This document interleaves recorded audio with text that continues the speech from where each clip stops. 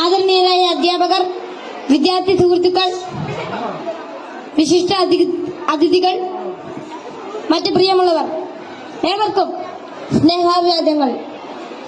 മാനവ ചരിത്രത്തിൽ ഇന്നുവരെ നേരിട്ടിട്ടുള്ള എല്ലാ ദുരന്തങ്ങളെക്കാളും ഭയാനകവും പ്രകൃതിശേഷിയേറിയതും നാശകരവും പ്രത്യാഘാതം ദീർഘകാലത്തേക്ക് നിലനിൽക്കുന്നതുമായ ഒരു മഹാവിപത്താണ് ലഹരിയുടെ ഉപയോഗം.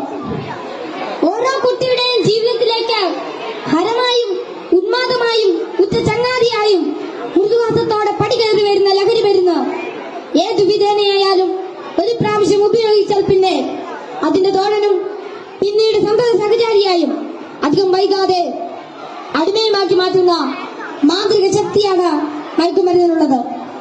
മയക്കുമരുന്നിന്റെ ഈ മാന്ത്രിക ശക്തിയെക്കുറിച്ച് പറയുമ്പോൾ കടൽക്കിടവന്റെ കഥയാണ് എനിക്ക് ഓർമ്മ വരുന്നത്. കൂട്ടുകാരെ, നിങ്ങൾ കടൽക്കിടവന്റെ കഥ കേട്ടിട്ടില്ലേ? വെയിലാറുന്ന സായാഹ്നങ്ങളിൽ കടൽ തീരത്തിന്റെ മണൽത്തട്ടിൽ നടക്കാനാവാതെ അവശനായി കിടക്കുന്ന വൃദ്ധനെ കാണാം.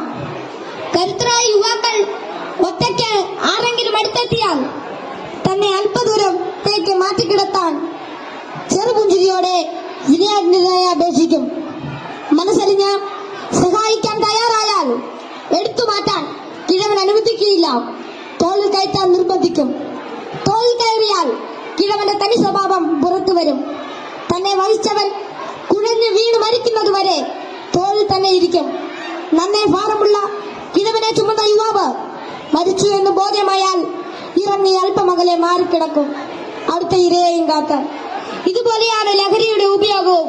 ഒരു പ്രാവശ്യം രുചിച്ചു നോക്കിയാൽ പിന്നെ രക്ഷപ്പെടൽ അസാധ്യം എന്നല്ല, എന്നാലും വലിയ പ്രയാസം തന്നെ. മയക്കുമരുന്ന് ഉപയോഗിച്ചിറങ്ങാൻ പ്രേരകമാകുന്ന ഘടകങ്ങൾ പലർക്കും പലതാണെങ്കിലും പരിണിതഫലം എല്ലാവരിലും ഏതാണ്ട് ഒന്ന് തന്നെയാണെന്ന് പറയാം. ഉപയോഗിച്ച് തുടങ്ങുമ്പോഴുള്ള രസവും കൗതുകവുമെല്ലാം മാനസിക സംഘർഷങ്ങൾക്കും ശാരീരിക പ്രശ്നങ്ങൾക്കും വഴിമാറും. പിന്നീട് ഇതില്ലാതെ ജീവിക്കാൻ കഴിയില്ലെന്ന സ്ഥിതി വരുന്നു. ലഹരിക്കാംശമായ പണം കണ്ടെത്തുന്നത് പ്രയാസമായി തീരും. അപ്പോൾ അതിനായി കുറുക്കുവഴികൾ തേടുന്നു. അങ്ങനെ അധാർമിക ജീവിതത്തിനും കുറ്റകൃത്യങ്ങൾക്കും പ്രേരിപ്പിക്കപ്പെടുകയും കുടുംബത്തിനും സമൂഹത്തിനും നിയമപാലകർക്കും തലവേദനയായി മാറുന്നു. ഇതിന്റെ എല്ലാം ബാക്കി പത്രം എന്ന് പറയുന്നത് നിരാശ, ഏകാന്തത, മാനസിക പിരിമുറുക്കം, ശാരീരിക പ്രശ്നങ്ങൾ, മാനസിക വിഭ്രാന്തി എന്നിവയാണ്. ഈ പ്രശ്നങ്ങൾ ഇവരെ നിഷ്ക്രിയരും നിർജീവനുമാക്കി തീർക്കുന്നു. അങ്ങനെ കുടുംബത്തിന്റെയും സമൂഹത്തിന്റെയും നട്ടല്ലാകേണ്ട ഇവർ വീടിനും വീട്ടുകാർക്കും നാടിനും തന്നെ ബാധ്യതയായി തീരുന്നു. ലഹരി ഒരു മഹാവിപത്താണ്, സമൂഹത്തെ കാർന്നു തിന്നുന്ന മഹാവ്യാധി. ഇത് ബാധിക്കുന്നതാകട്ടെ നാടിന്റെ സമ്പത്തും രാഷ്ട്രത്തിന്റെ അടിത്തറയും നട്ടലുമായ കൗമാരത്തെയും യൗവനത്തെയും. കുപ്പിയിൽ നിന്ന് തുറന്നുവിട്ട ഭൂതം പോലെ നമ്മെ ഒന്നോടെ വിഴുങ്ങുവാൻ വായ്പിളർ നല്ലറിയാർപ്പെടുക്കുന്ന ഈ ദുർഭൂതത്തെ നമുക്ക് ഒറ്റക്കെട്ടായി നേരിടാം. ലഹരി എന്ന മഹാവിപത്തിനെതിരെ സന്ധിയില്ലാ സമരത്തിനായി നമുക്ക് അണിചേരാം. മയക്കുമരുന്നിന്റെ ഉപയോഗത്തിനും വിതരണത്തിനും വ്യാപനത്തിനുമെതിരെ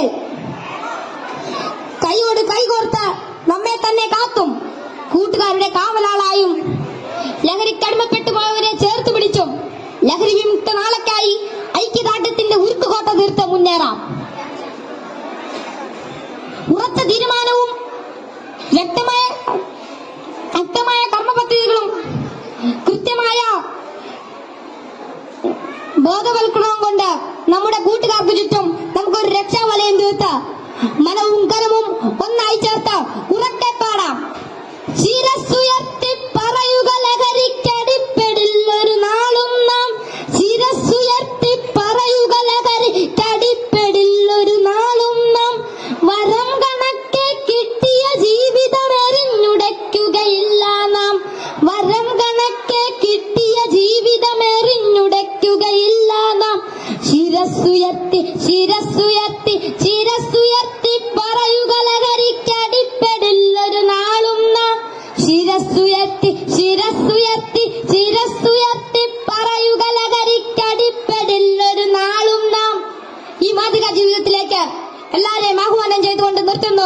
നന്ദി, നമസ്കാരം. Thank you all.